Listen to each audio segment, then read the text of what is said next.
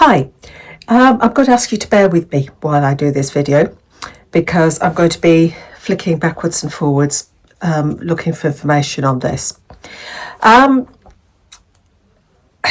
end of March and I've still got about three or four.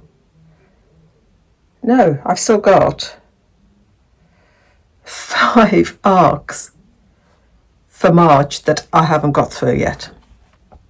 And I've already downloaded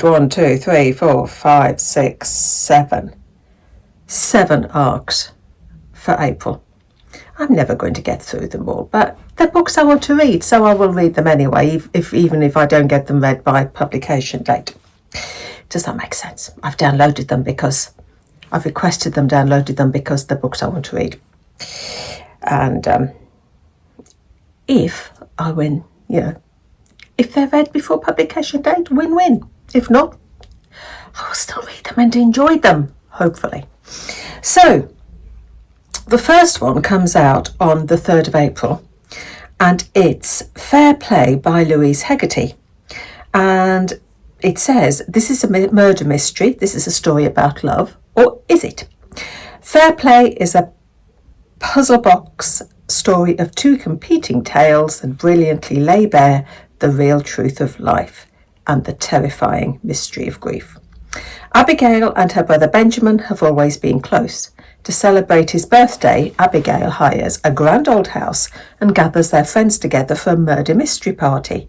As the night goes on, they drink too much, play games, relationships are forged, consolidated or frayed, someone kisses someone they shouldn't, someone else's heart is broken. In the morning, everyone wakes up except Benjamin. Suddenly, everything is not quite what it seems. An eminent detective arrives, determined to find Benjamin's killer. The house now has a butler, a gardener, a housekeeper, a locked room mystery, and everyone is a suspect. I love locked room mysteries. I really do. The next one is Feather by, come on, open up, by Manon Stefan Ross. And this comes out on the 8th of April. Hugh always pops in to see his nan on his way home from school. She bakes him cakes and never fusses about his homework. And so it's a great shock when one day Nan forgets his name and calls him Huel, the long unmentionable name of her late brother. As Nan slowly slips into the grip of dementia, Hugh and his friends go on a quest to learn more about Huel and what happened to him. I have a feeling it doesn't. Yes, it's a YA fiction. She did win a prize for one of the. I picked her book because she won a prize for. I'm struggling to remember the name of the book that it was. But she did win a prize for her last book, which was written in Welsh. The next one is The Cat Who Saved the Library by Sasuke Natsukara. And I loved The Cat Who Saved books. And so this is the sequel. Nanami sees nothing wrong with a library and cat combination, but a talking cat is a whole other story. Nanami Kosaki loves reading. The local library is a home from home, and books have become her best friends. When Nanami notices books disappearing from the library shelves, she's particularly curious about a suspicious man in a grey suit whose furtive behaviour doesn't feel right. Should she follow him and see what he's up to? When a talking tabby cat called Tiger appears to warn her about how dangerous that would be, together they're brave enough to follow the frightening trail to find out where all the books have gone.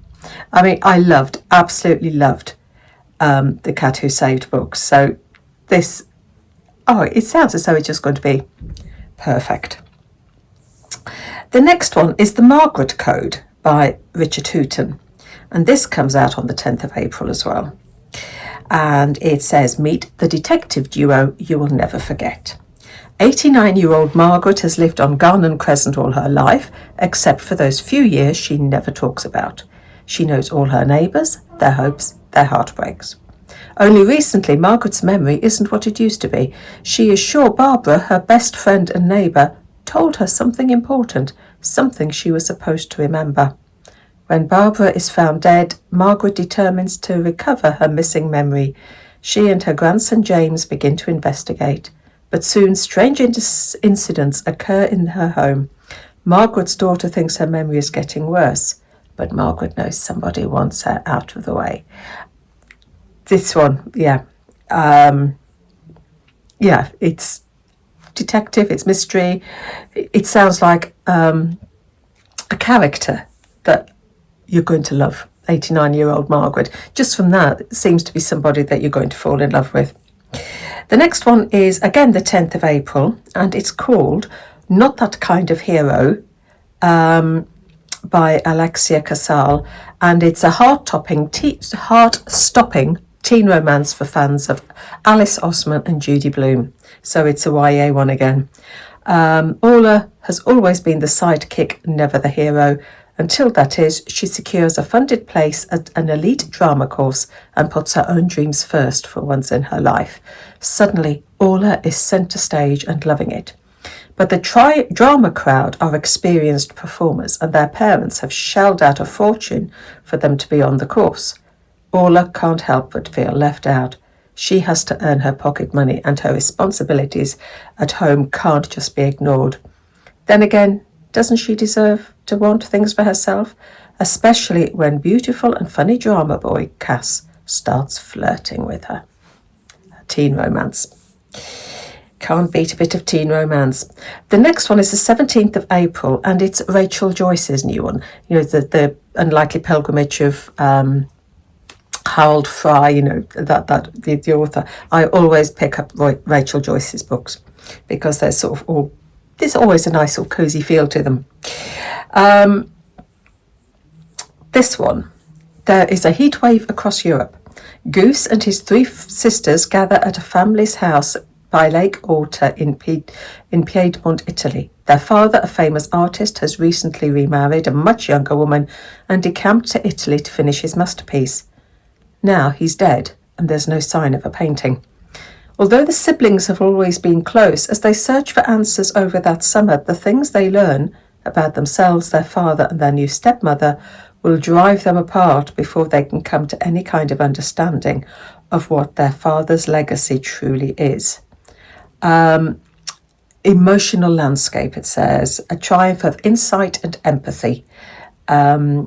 Lyrical, shrewd, and ultimately as indecently satisfying as a 4-course Italian lunch. Rachel Joyce, there's always something about families and emotions in her books. So I'm hoping that this one is going to be just as good as her others. What am I up to? And the final one for April, it comes out on the 24th of the month, and it's by Sayaka Murata, Convenience Store Woman, the author of Convenience Store Woman. So this one, called Vanishing World. Did I tell you that? I must have done. Amani is 10 years old when she discovers she's not like everyone else. Her school friends were all conceived the normal way, by artificial insemination, and raised in the normal way, by parents in clean, sexless marriages. But Amani's parents committed the ultimate taboo. They fell in love, had sex, and procreated. As Amani grows up and enters adulthood, she does her best to fit in and live her life like the rest of society, cultivating intense relationships with anime characters and limiting herself to extramarital sex as is the norm. Still, she can't help questioning what sex and marriage are for. But when Amani and her husband hear about Eden, an experimental town where residents are selected at random to be artificially inseminated en masse, including men who are fitted with artificial wombs, the family unit does not exist, and children are raised collectively and anonymously, they decided to try living there. But can this bold experiment build the brave new world that Anime desires, or will it push her to breaking point? That sounds... It's just, I don't really know what it sounds like. There's going to be some shock value in this one, I think. And I think that's what's going to drive this. I think it's going to be a bit shocking and uncomfortable, and it's going to ask all sorts of questions. So those are the books that I'm... have I covered them all? 1, 2, 3, 4. Those are the 7 books that come out in April that I've picked up to have a read. I won't get them all read in April because I've not read all the ones I picked for March, all the ones that come out in March. But, I picked them because I like them. I like the sound of them. So they will get read. And I will tell you all about them and what I thought of them. So, that's it. I'll go off and do some reading, get a meal ready, and I will see you again soon. So happy reading. Take care.